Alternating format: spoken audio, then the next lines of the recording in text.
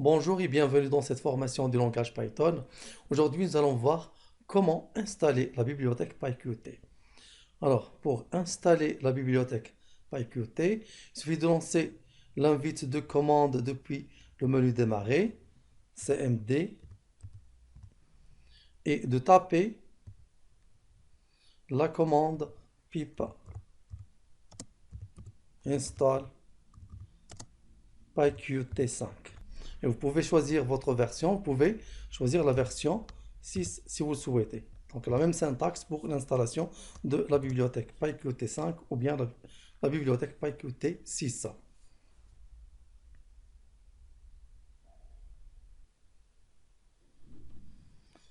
J'installe ensuite un certain nombre d'outils avec la commande pip install pyqt5-tools. J'ajoute ici "tools".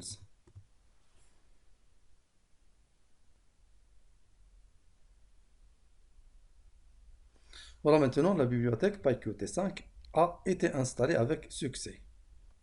Nous pouvons maintenant voir le package installé. Nous devons donc nous rendre dans le dossier d'installation de Python. Moi, je l'installe directement sur le disque C, Python. Et ensuite, j'ouvre le dossier lib avec L majuscule. Et ensuite, site package.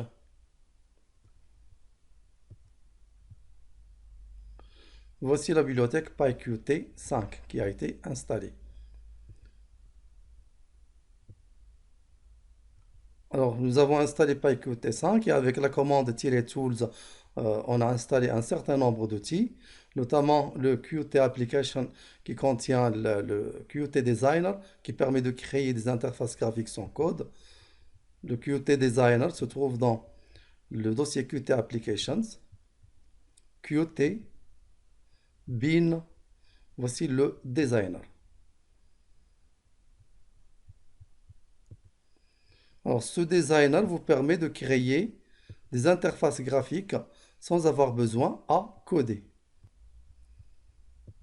Nous pouvons donc faire un petit test. Alors, je vais insérer un label, je clique sur label, je maintiens le clic et je dépose le label là où je souhaite le déposer. Je peux changer le texte du label, par exemple mettre ici name, je crée un autre label,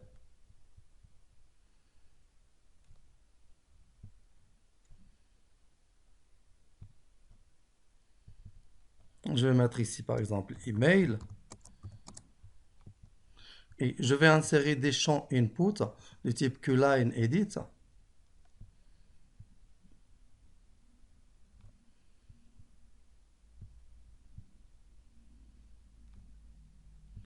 Et un bouton submit de type QPush button. Je change le texte du bouton.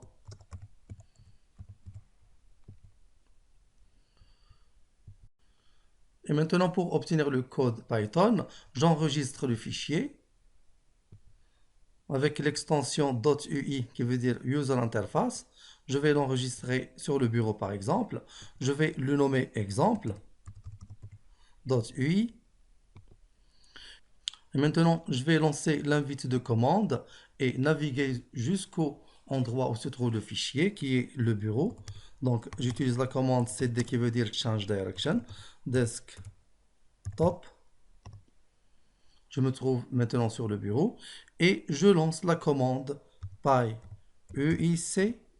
5-x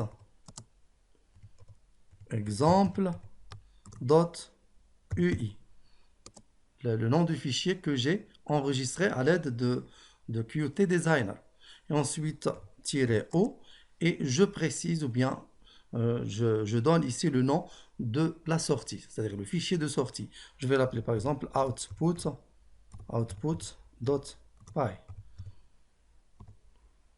Voilà, maintenant le fichier output.py a été créé sur le bureau. Je peux voir, voici le fichier .output. Voici le code Python. Je peux donc le tester. Voici donc le formulaire que je viens de créer, mais il n'y a pas d'action ici pour les widgets. Le Qt Designer vous permet de créer votre interface graphique sans code, mais ne vous permet pas de créer la logique, c'est-à-dire les actions des boutons, des widgets, etc. Alors, si vous examinez le code fourni ou bien généré automatiquement par Qt Designer, vous constatez qu'il s'agit d'une classe Python. Et donc, Qt Designer fournit toujours des scripts purement objets. C'est pourquoi vous devez donc maîtriser la programmation orientée objet avant de continuer le développement d'interface graphique PyQt. Et je vous déconseille d'utiliser Qt Designer au début. Il faut au préalable apprendre à coder vos interfaces graphiques.